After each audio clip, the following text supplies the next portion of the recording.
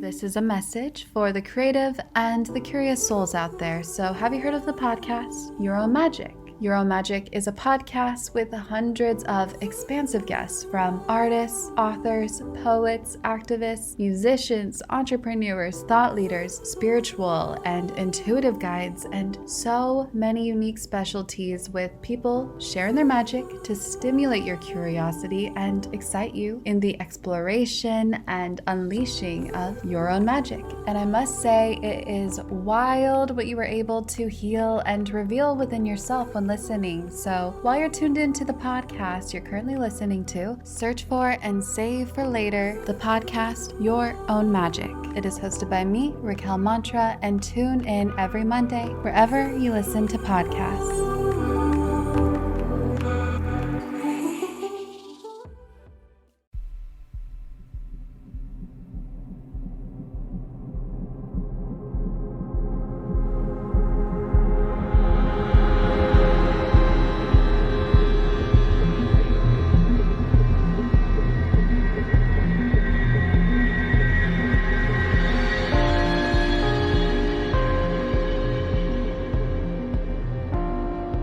Hello and welcome to mini episode 199 of Real Life Ghost Stories, and I have 3 spooky stories for you today, and the last story comes from the 3rd of November 2022, and story number 1 comes from Felicia.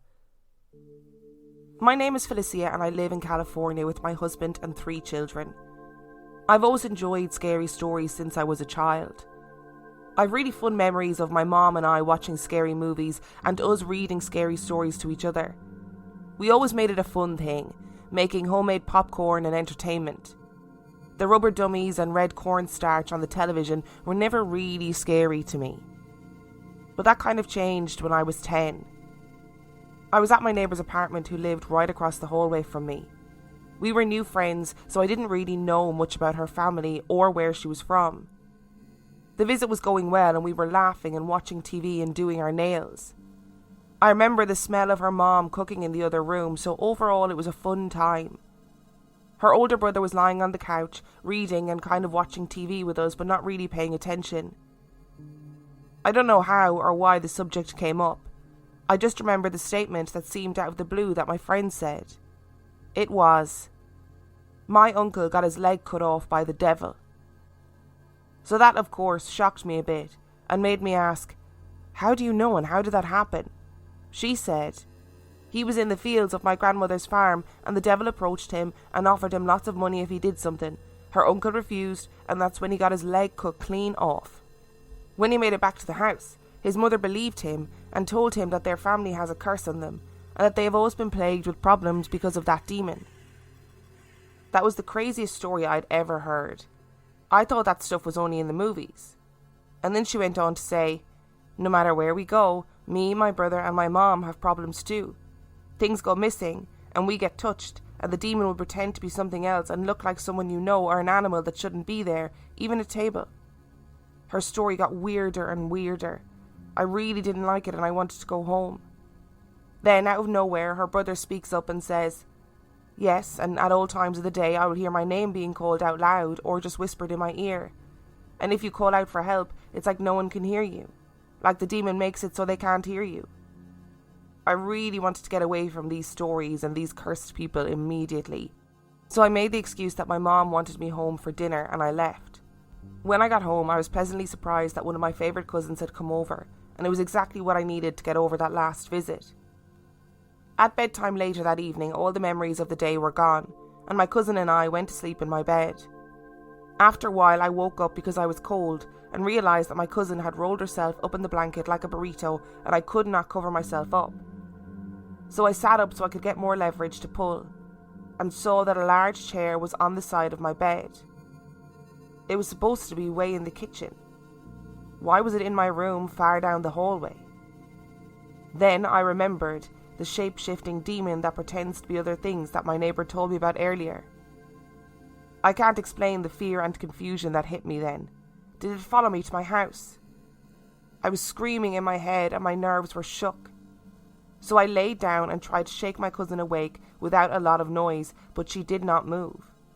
So I turned on my stomach and tried to keep warm because I was still very cold, and I said the Lord's Prayer the best I could remember it, and any prayer that I could think of because I was so scared. I've heard you say before in your podcast to never leave your feet out of the covers, and that is the gospel truth because I soon felt a long fingernail go up the full length of my foot. I was on my stomach, so it went from my toes to my heel very slowly. I froze. I have never been so scared. I was too scared to cry, call out, and I was not going to look. I wanted to ignore it and make it go away because I didn't want to play. I just prayed more than ever. I think my prayers worked because somehow I fell asleep, and when I woke up in the light of day, I popped up and saw the chair from last night was gone, and my quick moment woke up my cousin. She must have seen the shocked expression on my face because she looked at me like I was crazy. What's wrong? I didn't tell her anything. I needed to tell my mom. So as we sat and ate waffles, I told my horrifying encounter, and she said, "Oh, it was probably your grandmother." No, it was not. I didn't say that out loud, but we both knew it wasn't my grandmother because she wouldn't try to scare me. I just dropped it to make my mom feel better, but it has never left me. I never went to my neighbour's house again, and I never slept with my feet out. I know I chat a lot of shit on this podcast.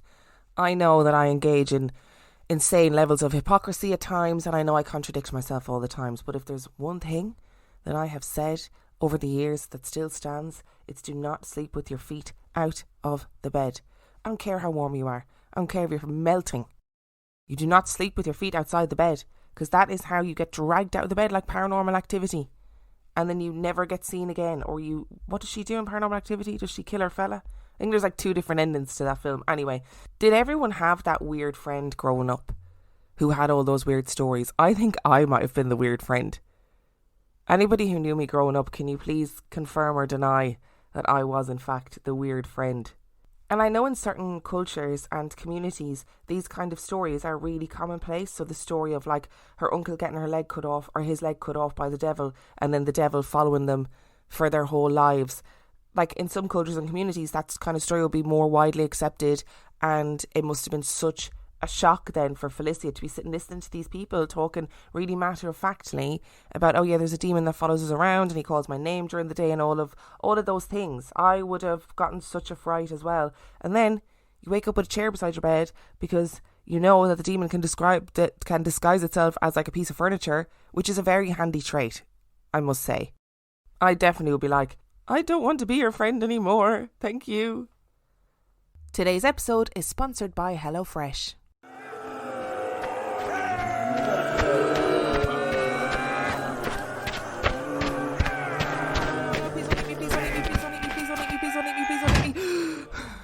I cannot keep risking life and limb in this zombie apocalypse to go to the grocery store. If only there was an easier way. Wait, what's this conveniently placed leaflet? With HelloFresh, you get farm fresh, pre-portioned ingredients and seasonal recipes delivered right to your doorstep. Skip trips to the grocery store and the impending zombie doom and count on HelloFresh to make home cooking easy, fun and affordable. That's why it's America's #1 meal kit. You know what'll really take your mind off the flesh-hungry horde? Fast and fresh recipes. HelloFresh's latest line of meals featuring robust flavours and filling portions are ready in less than 15 minutes. Enjoy taste and quality done quick with recipes like falafel power bowls, seared steak and potatoes with béarnaise sauce, or Southwest pork and bean burritos. And let's face it, in the zombie apocalypse, we gotta cook smart and we gotta cook fast. And you know what? We don't all want to be out there fighting our way to the store, so you can stock up on snacks, sides, desserts and more at HelloFresh Market. Simply add these staples and sweets to your weekly order and they'll arrive on your doorstep along with your meals. More yummy food, less mortal peril. Fictional zombie apocalypse aside, I have actually used HelloFresh in real life for years and I love it. I used them long before I ever advertised for them. It saved me so much time, so much money and so much food waste. I'm also not a very good cook, so it allows me to cook and eat better. Go to hellofresh.com/reallifeghoststories22 and use the code reallifeghoststories22 for 22 free meals plus free shipping. That's hellofresh.com/reallifeghoststories22 and use code RealLifeGhostStories22 for 22 free meals plus free shipping. Oh no, what is that?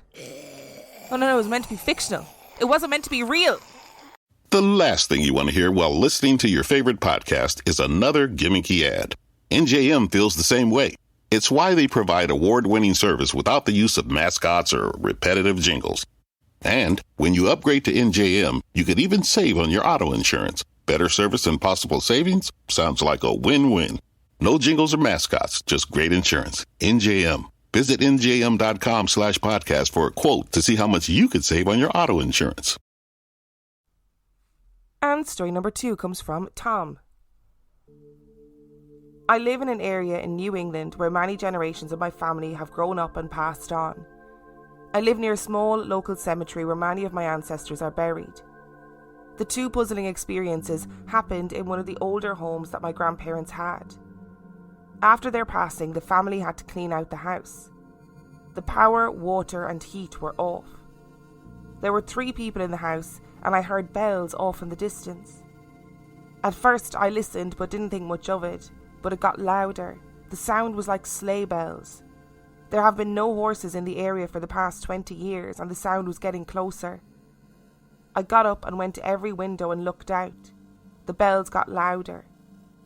There was a sound like a team of horses coming down the road and entering the old driveway. The sound came to a stop right in front of the house, and it lasted a few minutes. My mom asked me what was wrong as I looked around for any source of the sound, but there wasn't any. I asked her if I was the only one that heard the sound without saying what it sounded like, and my mom's eyes got large. Yeah, I heard the bells too, but I didn't know where the sound was coming from. I found out a few weeks later that both my mom and aunt swore there was a ghost in the house, but that it was more of a prankster.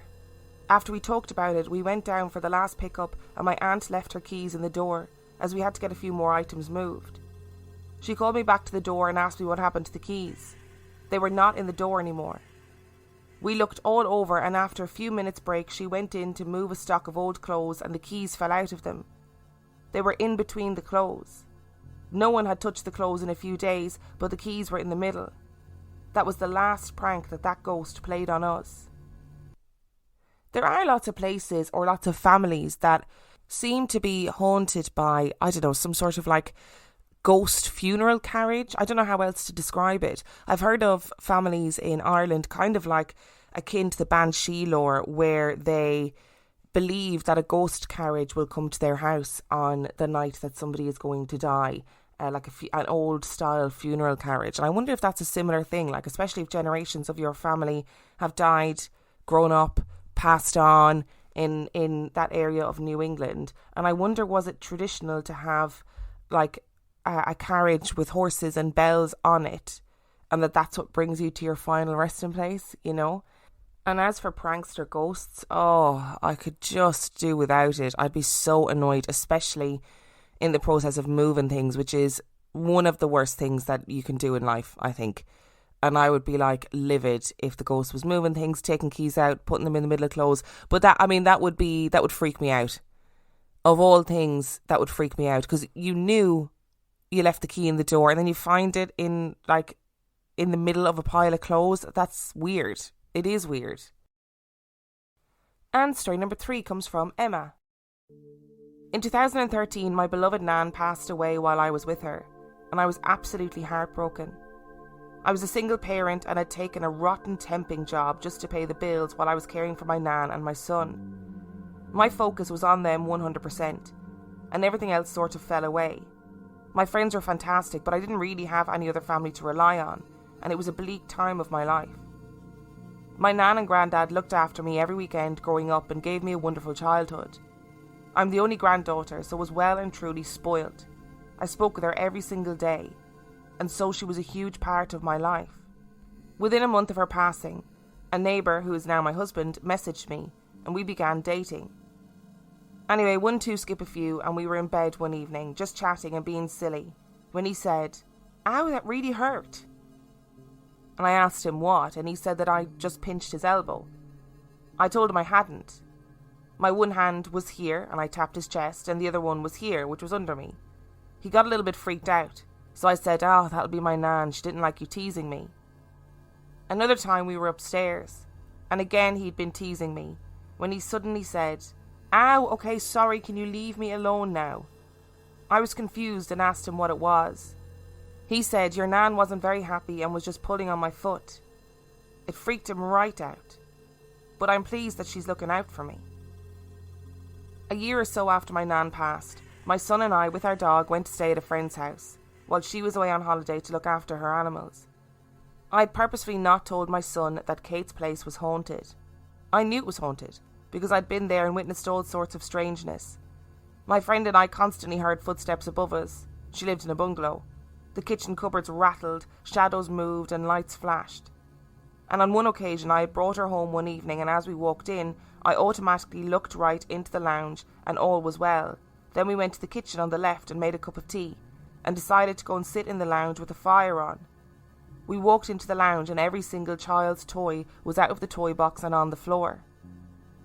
Despite this, we never felt any malevolence, so myself, the dog, and my 12-year-old son went to stay. After a day or so, all was good. Nothing strange, no noises. The only thing that was odd was our dog was being a bit weird in the kitchen. Not walking in a straight line, kind of walking in an arc to avoid a spot in front of the cupboards. So, the crazy, stupid people that we are, we decided to coax him using treats to walk into that area, when he avoided it. And we built a wall of boxes and chairs so he'd have to. Anyway, after having a laugh, bouncing balls and throwing treats to each other for the dog to chase, I realised the time and told my boy to go and have a shower while I tidied up the kitchen. I then heard a giant crash. I got to the bathroom and the shower screen had completely shattered. Glass was everywhere. I checked my son, and he didn't have a mark on him. In fact, there was a circle on the floor around him with no glass at all. He told me he had just gotten unchanged and hadn't even touched the shower and it just exploded. The only thing I can really think is that we annoyed whatever was in the house, but fortunately my nan was there to protect him. I got my son to safety, and as I was cleaning up the glass, I apologised to the house and everyone in there and said a special thanks to my nan for keeping my boy safe. It sounds like you truly had a wonderful relationship with your nan, and it sounds like she was like a mother to you, and I'm really sorry that you lost her. That must have been really difficult. And it also sounds like she is going to hassle the people in your life for the rest of time, which is quite a nice feeling, you know. I'd be using that to my advantage. I'd be like, if you are teasing me too much, my nan will get you. She'll get you. She'll pinch your elbow and she'll make you feel generally uncomfortable. It's so strange that your son was sort of in like a bubble where the glass didn't enter, if that makes sense. Like, was there like a little force field of protection around him that stopped any of the glass from getting on him or near him? Because I know that does happen, like shower screens, and it depends on temperature. There's lots of different reasons why they can just randomly shatter, which is crazy really, but it does happen. But it's the fact that your son had no glass on him or not a mark on him and had like a circle around him where there was no glass. That's pretty strange. And I'd be thanking your nan as well. I'd be thinking, okay, thank you, I appreciate it. You can go back to hassling the people in my life now. Thank you so much for listening to today's episode. Thank you to Felicia, Tom and Emma for sending in your stories. Remember, the last story came from the 3rd of November 2022. If you would like to send in your story, you can do so by emailing it to reallifeghoststoriespodcast@gmail.com. You can also check out the website reallifeghoststoriespodcast.com. And if you are desperate for more spooky content, you can subscribe to Patreon, patreon.com/reallifeghoststories, where for $5 a month or $2 a month, you get access to heaps of extra content, as well as every single main and mini episode completely ad-free. And on that note, I shall see you next time.